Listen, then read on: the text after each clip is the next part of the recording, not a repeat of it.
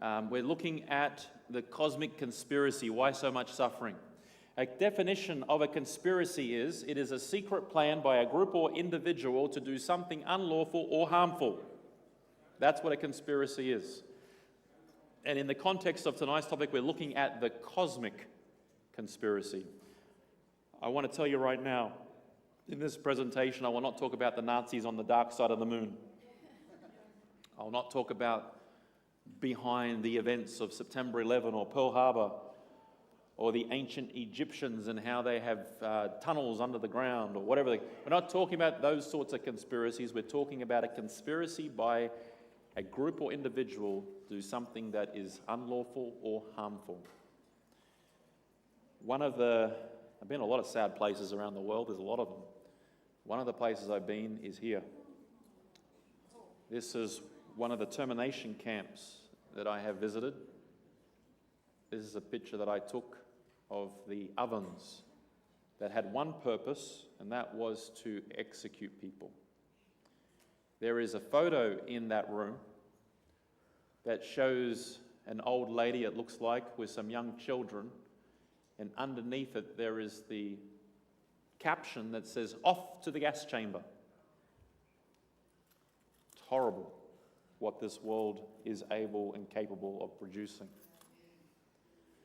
I was in Sydney last year, staying in one of many motels and hotels that I stay in as I travel around. And it was about 2 a.m. in the morning, and I'm a light sleeper.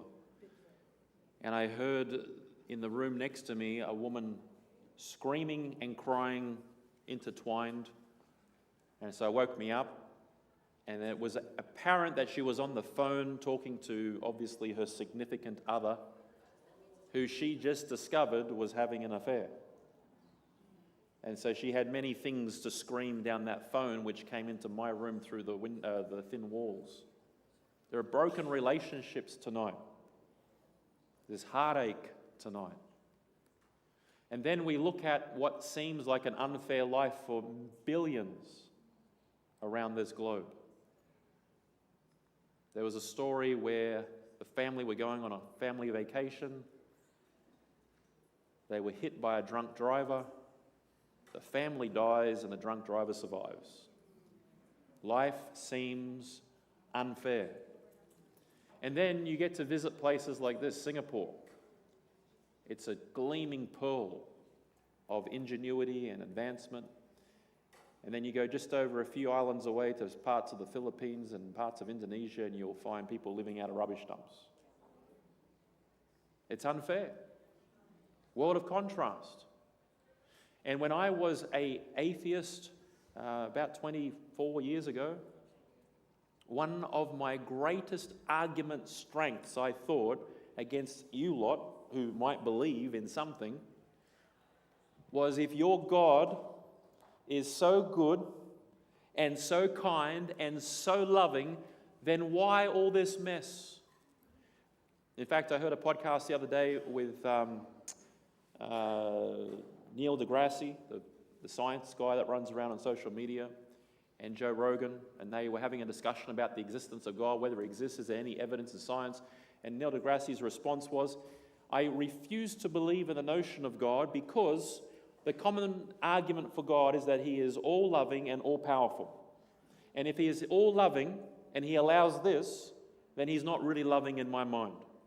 And secondly, if he is all-powerful and he allows this, then he is sadistic.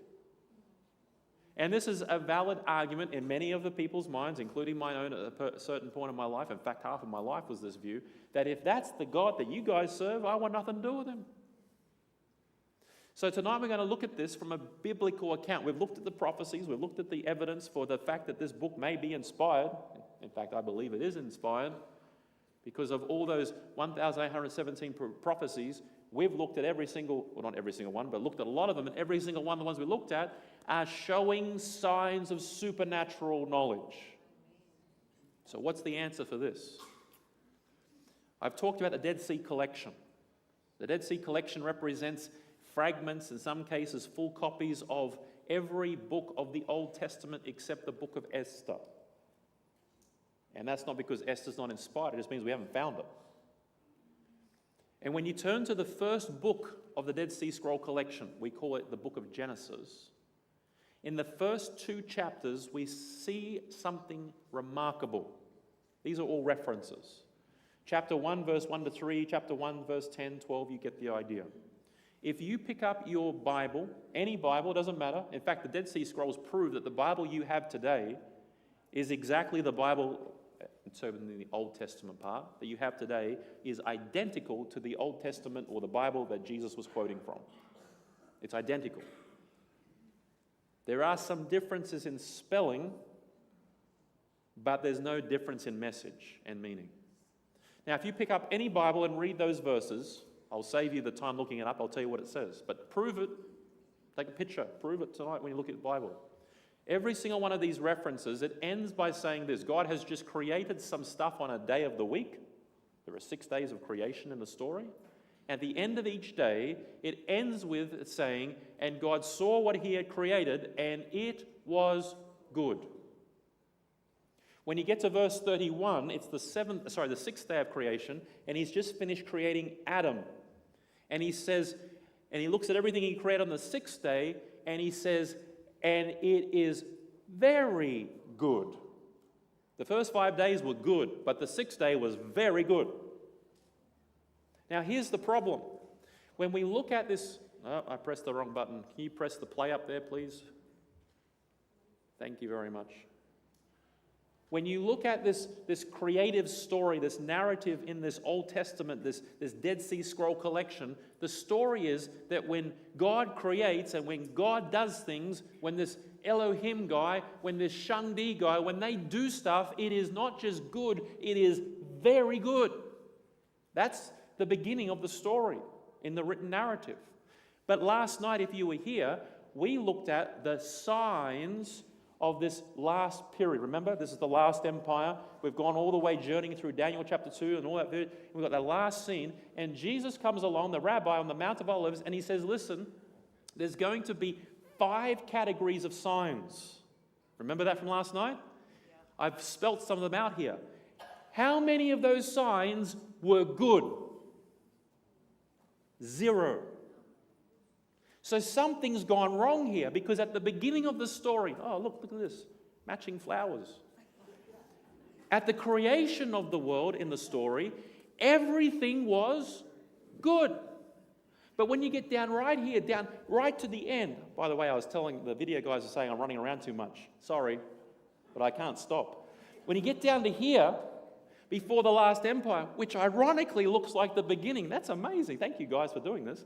But when you get down to this point, the description of the world here is not good. Can you say yes to that? It's not good.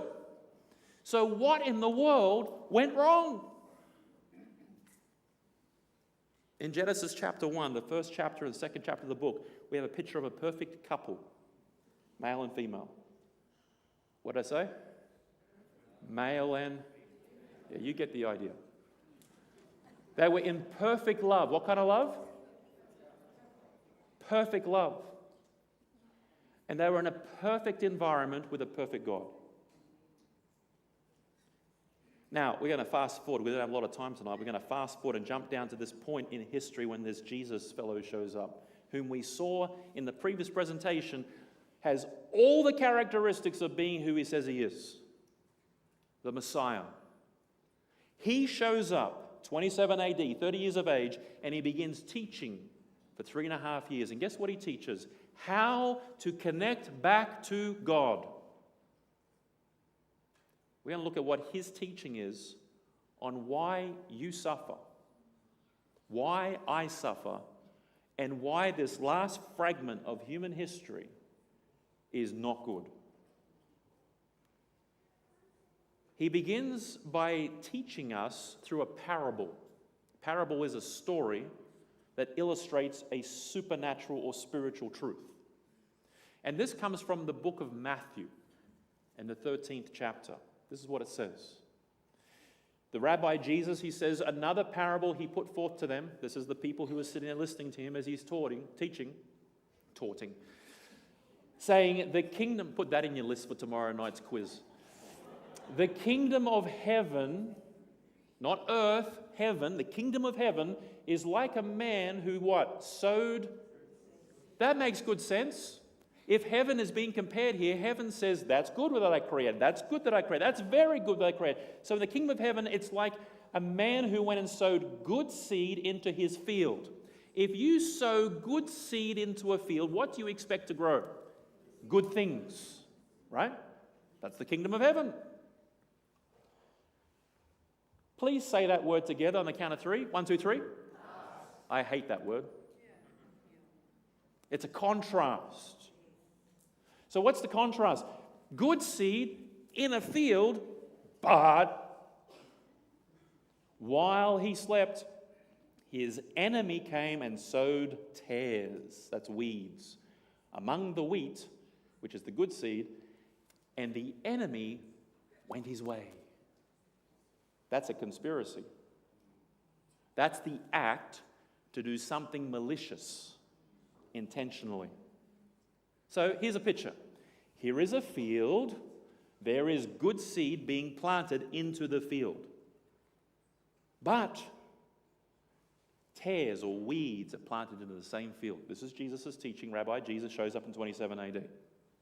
He continues on, he says this. But when the grain had sprouted and produced a crop, then the tares also appeared. So the servants of the owner came and said to him, Sir, did you not sow good seed in your field? These are good servants. They can tell the difference between wheat and tares. They can tell the difference. And they're like, wait a minute, something's gone wrong here. So they go back to the good servant who sowed the good seed and said, didn't you sow good seed into your field? How is it then, or how then does it have tares? Where did they come from? So now the wheat seed is growing up and the weed seed is growing up. If you have ever tried to grow wheat, I have a few times, it looks just like grass when it comes up. And when grass comes up, it looks just like wheat. In fact, if you're really trendy and go to one of those little cafe things on West End, is it West End in Brisbane? Yeah, West End. You can get yourself a thing called wheat grass. Smoothies or whatever they call them, juices. Why? Because wheat and grass look the same. He continues. He, the good servant, a good master, said to them, I know what's happened here. What to say? An enemy has done this. So the good master was planting good seed, expecting good crop, but while something happened, there was a conspiracy to do ill to him. An enemy has come and planted weeds to mess up the crop. An enemy. So the good master who planted the seed, he recognizes immediately what the problem is. There's been conspiracy against me. The servants then said to him, because they're good servants, they say, do you want us to then go and gather them up? That's the weeds. Let's pick all those weeds out of there. That's a good servant. Have you tried picking weeds out? That's a horrible job. The servant said, let's go get the weeds. But the master said, no. Oh, come on now. No. Why would he say no? We don't want weeds amongst our wheat. We want wheat, not weeds. They're shocked. Why? Well, he's the good, wise master. Why? No, lest while you're gathering up the what? Tares, you also uproot the wheat with them.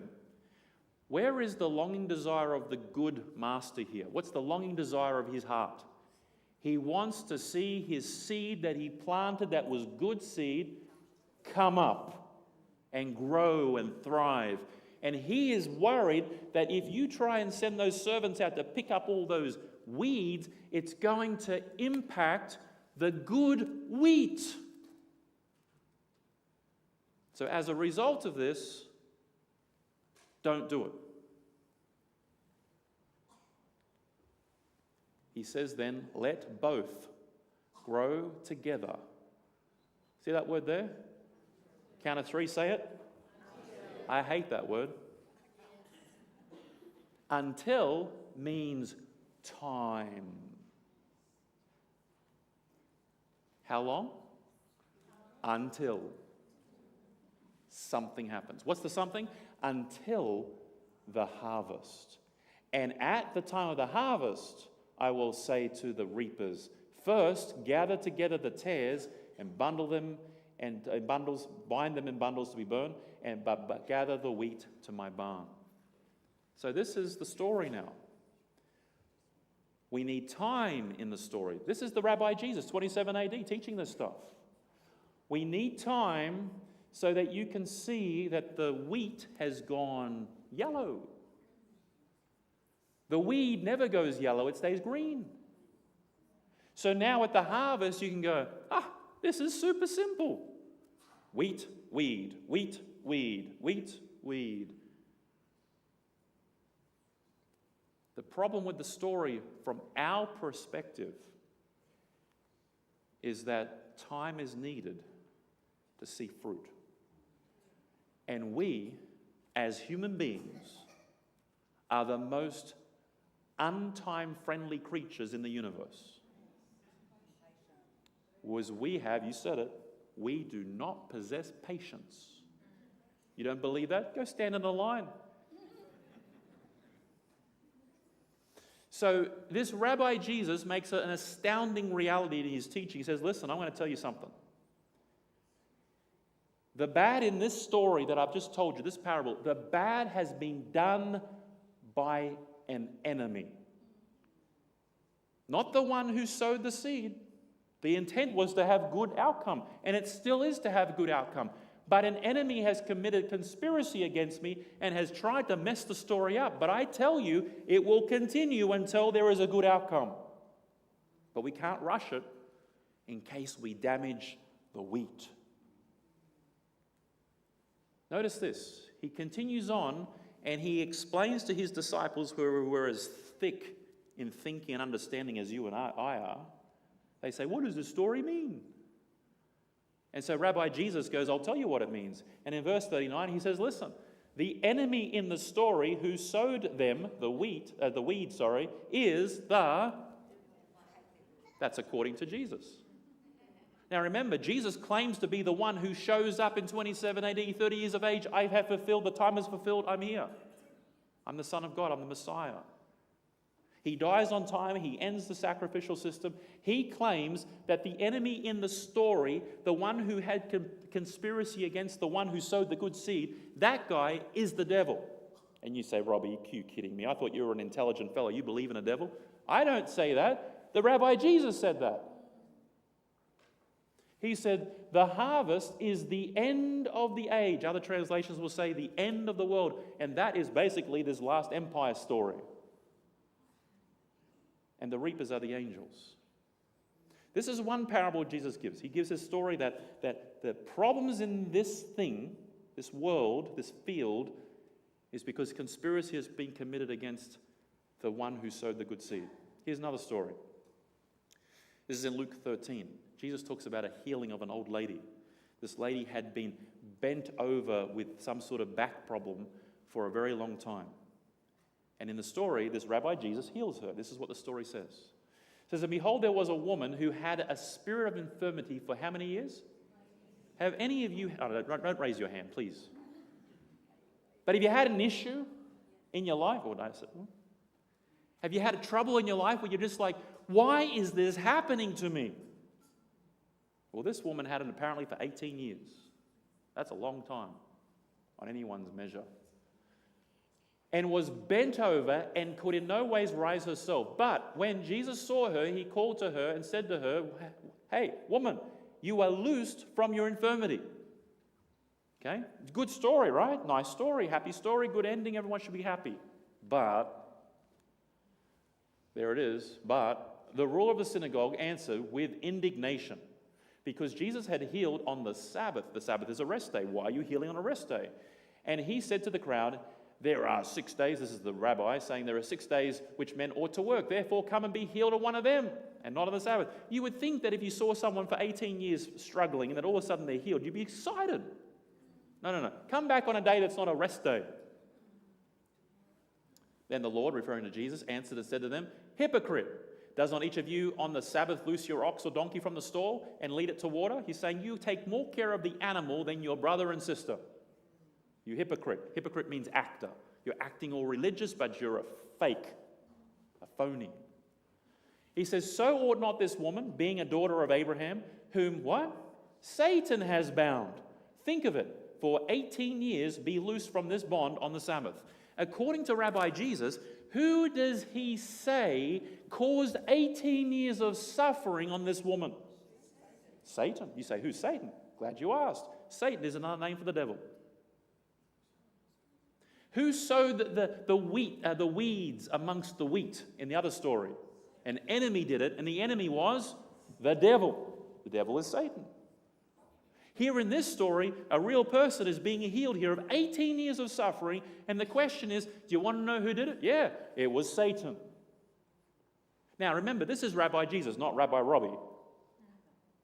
Rabbi Jesus is saying, hey, I'm the Son of God here. I'm the Messiah. I'm the Holy Man. And I'm telling you, this is the reality. There is conspiracy here against you humans.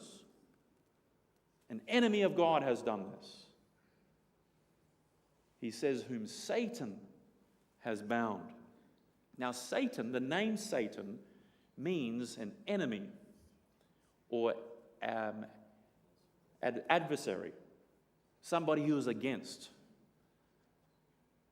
And according to Rabbi Jesus, it's phenomenal, these next words I'm going to share with you. Because this is what he says.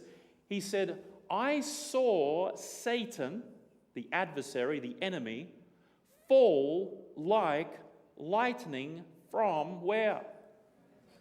The implication of Rabbi Jesus' words, if he is really the Messiah that he says he is, and I believe him to be that, then he is claiming not only does the devil exist, but he existed back at a time when he was in heaven. Luke chapter 10, verse 18. Go check it out when you get home. So, what's the Bible's teaching on this devil fellow now? Because clearly he's the enemy in the story. He is the instigator of conspiracy against God and his creation. God planted good seed expecting good result. The enemy came along and planted in weeds and was expecting to mess up the plan. Bend over that person for 18 years, give that one some cancer for 5 years, give that one a little bit of a headache, give that, whatever the case may be, his job is to cause conspiracy. Now, what's the Bible's teaching on this fellow? Does it teach anything? The good news is it teaches you enough. The Bible's going to do something interesting. We're going to see this in the Dead Sea Scroll collection, the Old Testament. It's going to give us two portraits, like a picture. One picture, another picture, and it's going to use two humans to communicate the reality behind those humans is this devilish figure. The first portrait is about a guy called the King of Tyre. The King of Tyre, you can read the story in its entirety in Ezekiel 26, verse 28. And the King of Tyre is being presented as a front to this devilish figure. Here's what it says. It says, you were the seal of perfection. Now, the King of Tyre was never that. It also says, you were full of wisdom and perfect in beauty. You were in Eden, the garden of God. The King of Tyre didn't live back then. And so what this is happening in this story is it's using this facade to tell a story that's deeper and behind the scenes. This is really talking about a character, which we'll see in a second, whose name is Lucifer. It says, you, Lucifer, were the seal of perfection. You were a perfect creature, full of wisdom, perfect in beauty. You were in Eden, the garden of God. The workmanship of your timbrels and pipes were prepared. This gives the illusion that this character had the ability to sing and produce music out of its throat. For you on the day that you were created. So now we know that this character has a beginning. He's not an eternal spirit that's sort of a coexistent God of some destructive order. This thing was perfect. This creature was amazing. It was beautiful from the day it was created. And then this is supposed to be Yahweh speaking, or God speaking, Jehovah speaking. He says, you were the anointed. That means chosen cherub. That means angel who covers. Have you ever heard of the Ark of the Covenant? Like Indiana Jones in the Last Crusade or whatever the case was. They had the Ark of the Covenant. It has 2 angels on it. That box. That represents this story. One of those angels is this character Lucifer. And it says, I establish you. You were on the holy mountain of God. You walked back and forth in the midst of the fiery stones. This is all language that this creature, this creature we know to be named Lucifer, is the creature that God created to be one of these covering angels around his throne. An incredible story. But who is this devil who warred against God? We see that he was created by God. He was once perfect. He was in Eden, and he was the anointed cherub. By the way, he's in Eden because what it's alluding to is that this was the agency speaking through a snake. That's how he's in Eden. So who is this devil? We continue on. Ezekiel 28 verse 15. You were perfect in all your ways from the day you were created. What's that word? That's short for until. I hate that word. Until, what's the next word? Sin. Sin is iniquity. Iniquity in Hebrew means rebellion. So you were perfect in all your ways from the day you were created until iniquity was found in you. Until the desire to rebel was found in you. Until iniquity. Created perfect until iniquity or sin. So what sin was found in him? Does the Bible tell us? It sure does. It says, your heart was lifted up because of your beauty. You corrupted your wisdom for the sake of your splendor. When the Bible uses this expression, your heart is lifted up, it means you're exalting yourself. We call it pride today, or ego today, or selfishness today. So he was perfect in all of his ways until something happened. He lifted himself up because of his beauty, and now he becomes a rebel. So pride is the issue here. It's self-centeredness. That's portrait number 1. That's what the Bible tells us about this character. Here's the second portrait. It's talking about the king of Babylon. This is found in Isaiah 14. It tells us this. It says, how are you fallen from heaven? Remember what Jesus, Rabbi, said? He said, I saw Satan where? In heaven before he fell from heaven. He says, how are you fallen from heaven, O who? Lucifer, son of the morning. That's what Lucifer means. It means morning star or son of the morning. How are you cut down to the ground? And then it explains the answer to the question. It says, for you have said where? In your heart.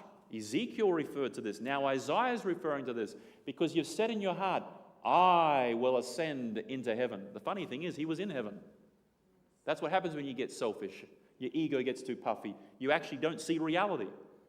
That's why Ezekiel said, your wisdom was corrupted. You can't think properly because of your beauty.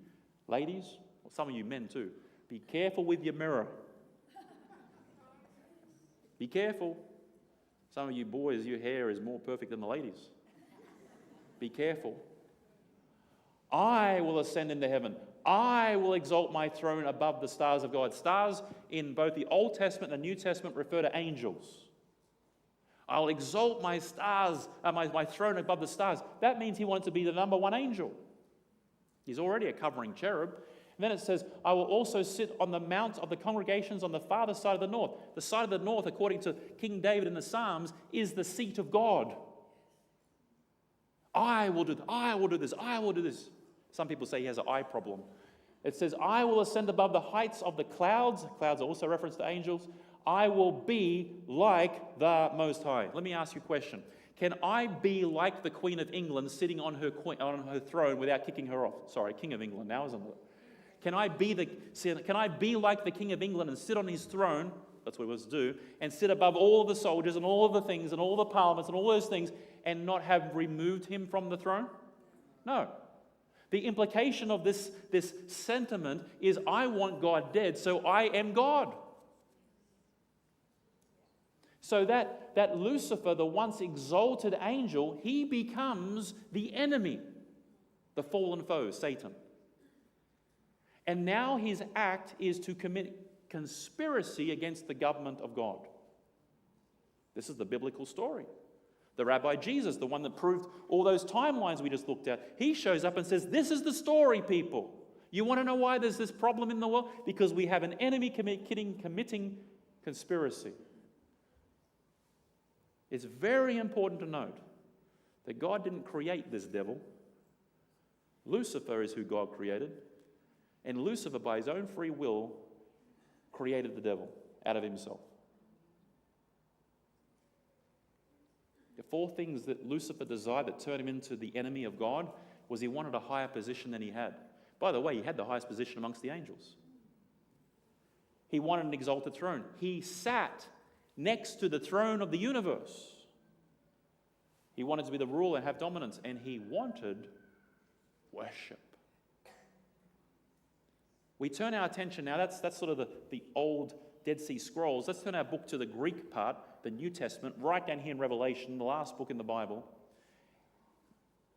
And we find that this same character, once he goes from being Lucifer, the great person, the great being, to this enemy of God, the Satan, or this devil, it says that war breaks out in heaven. This is what it says. It says, and war broke out in heaven. Michael and his angels fought with the dragon, and the dragon fought with his angels. The dragon here in verse 8, 9 tells us that it's Satan.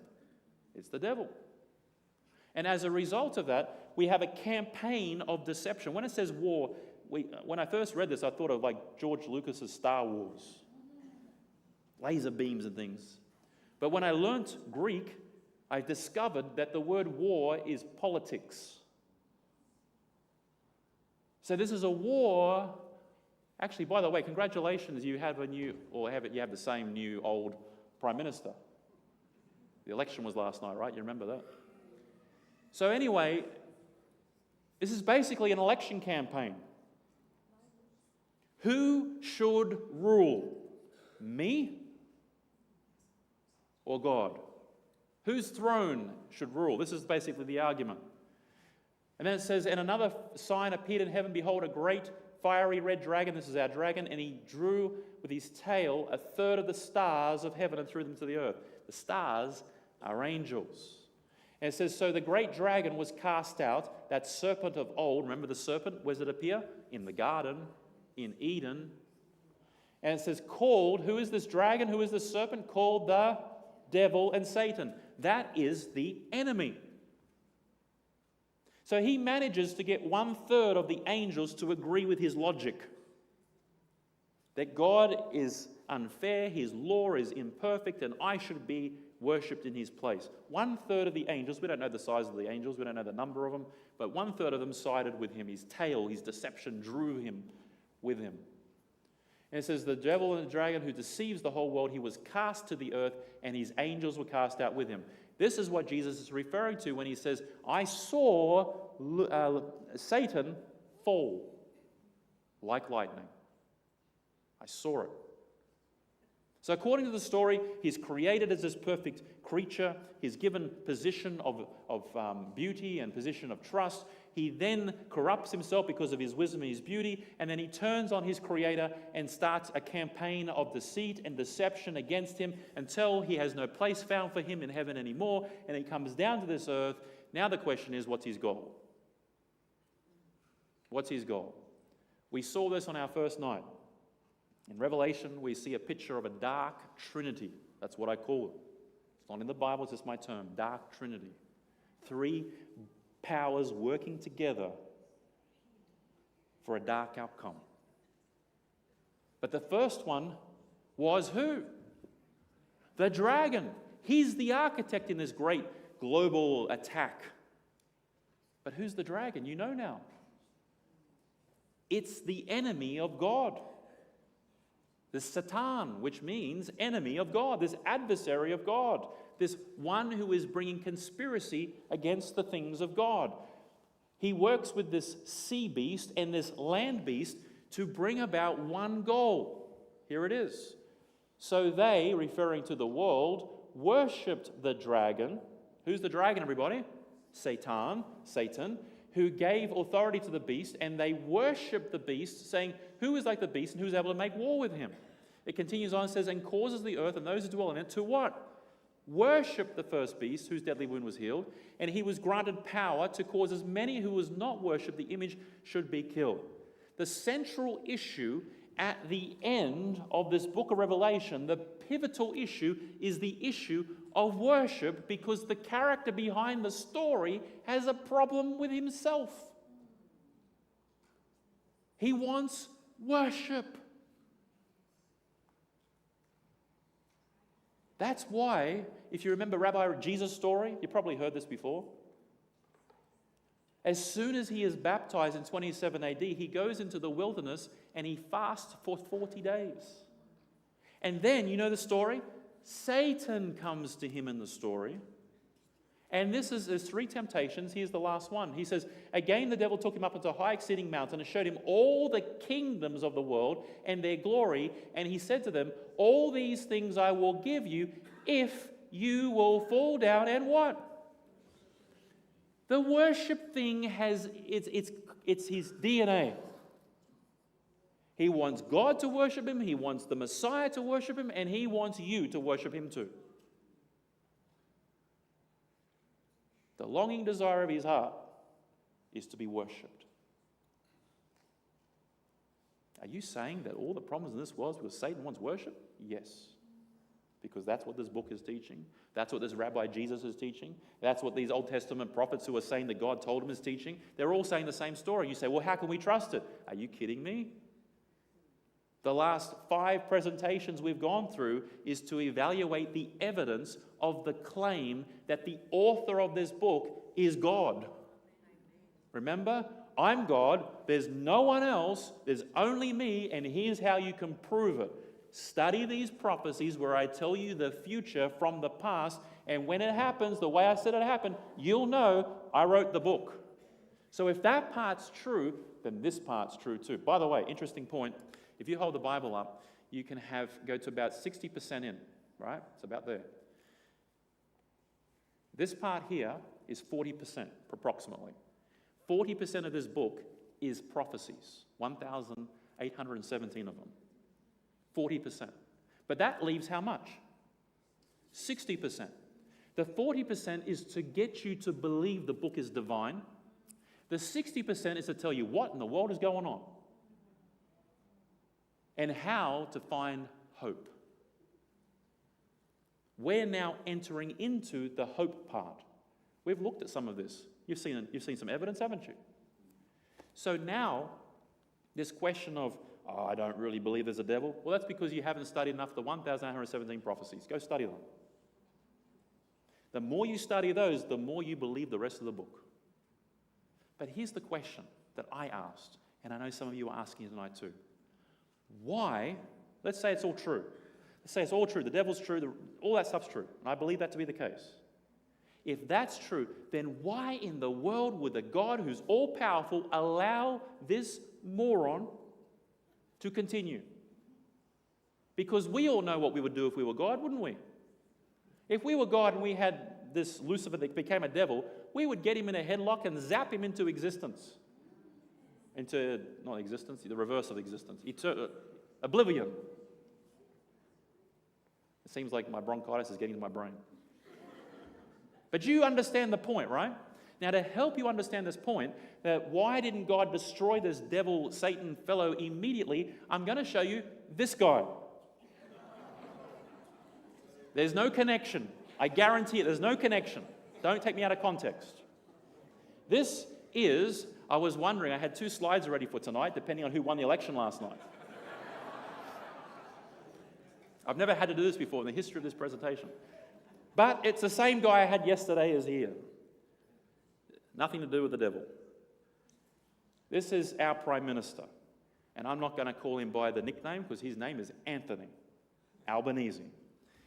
Now, I want you to suppose, now be very clear, especially the recordings, be very clear to take me in context, not out of context. Let's suppose that the Prime Minister of our country had a cabinet meeting, and the cabinet staff there in the meeting accused him of embezzlement.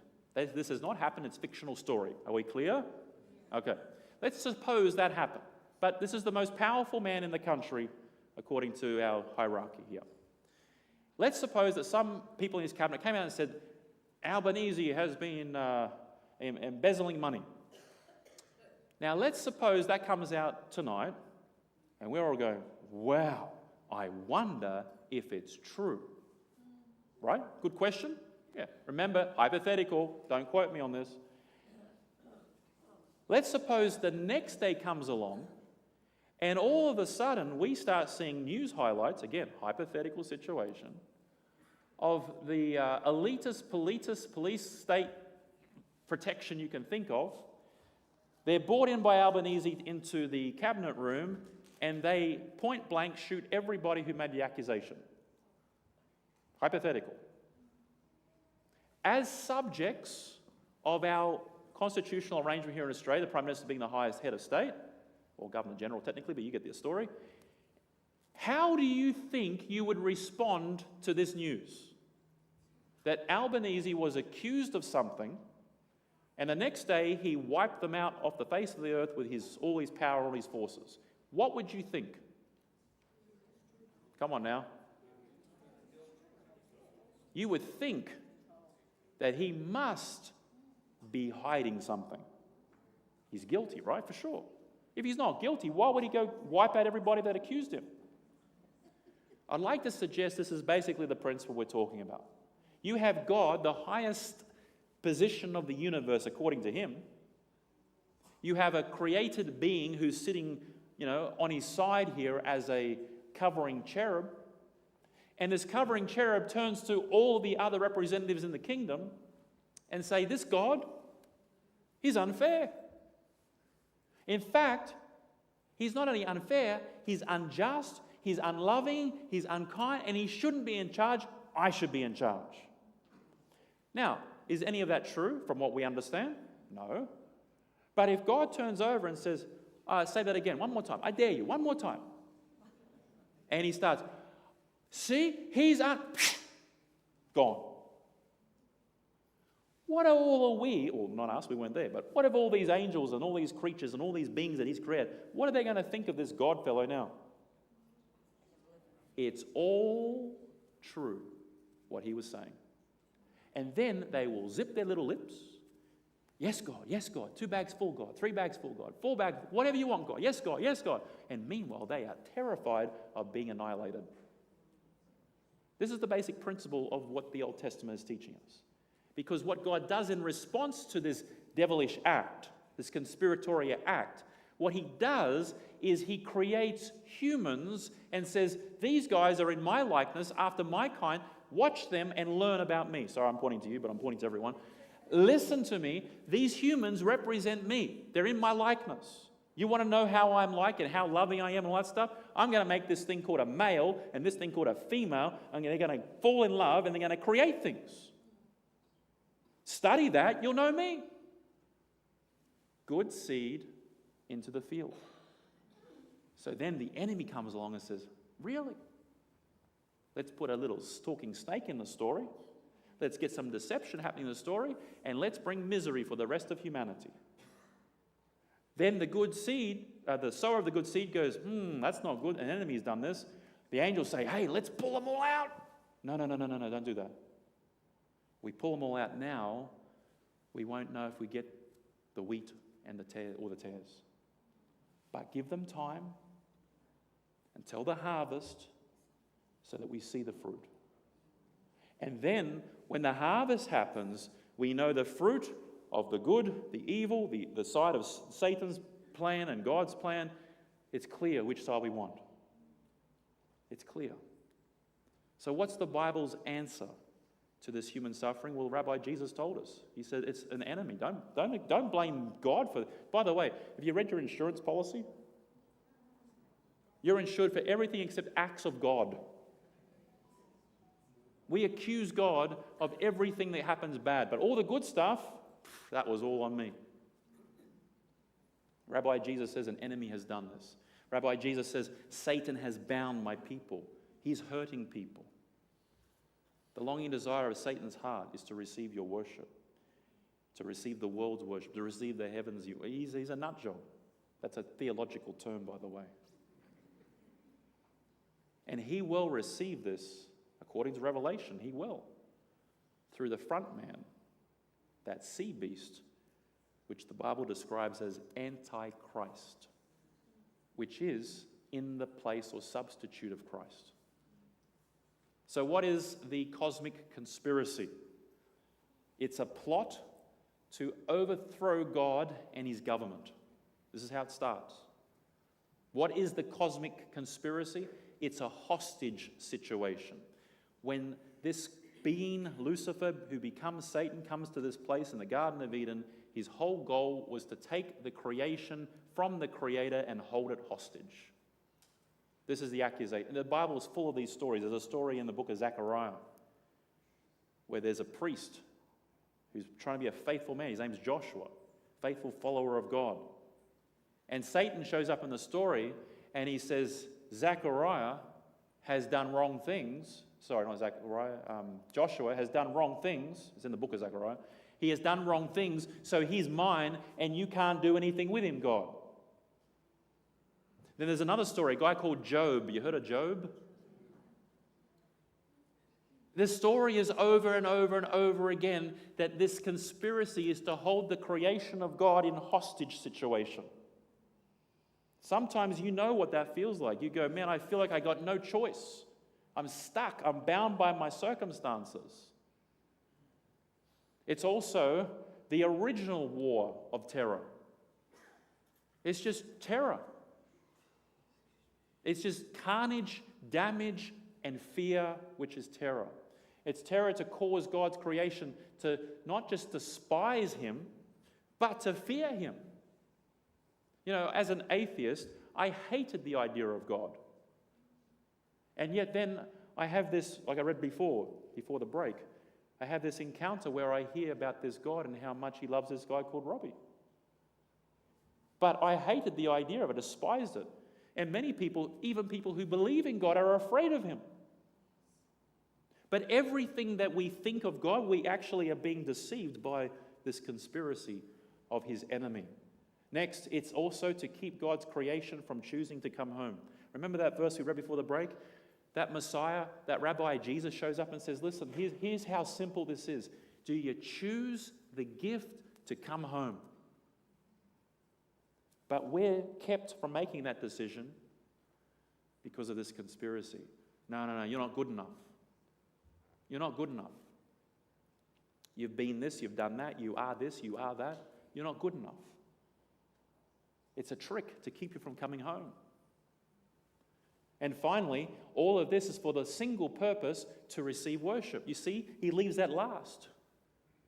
His whole goal is to get you to, he wants to overthrow the government and receive worship. And to do that, he's going to hold you hostage. He's going to have you freaked out and despise or fear him for the purpose of you choosing not to come back. It's a conspiracy, the real kind. There's no theory about this. You've lived it. You know, we talk about lived experience now. Every one of you have a lived experience about being in this hostage situation. Is that clear from these biblical stories? And again, you say, hey, how do I know it's real? The only way we know it's real is because of the prophecies. The purpose of the prophecies is to prove that the author is who he says he is. And that the rest of the story is super important for you and I to understand.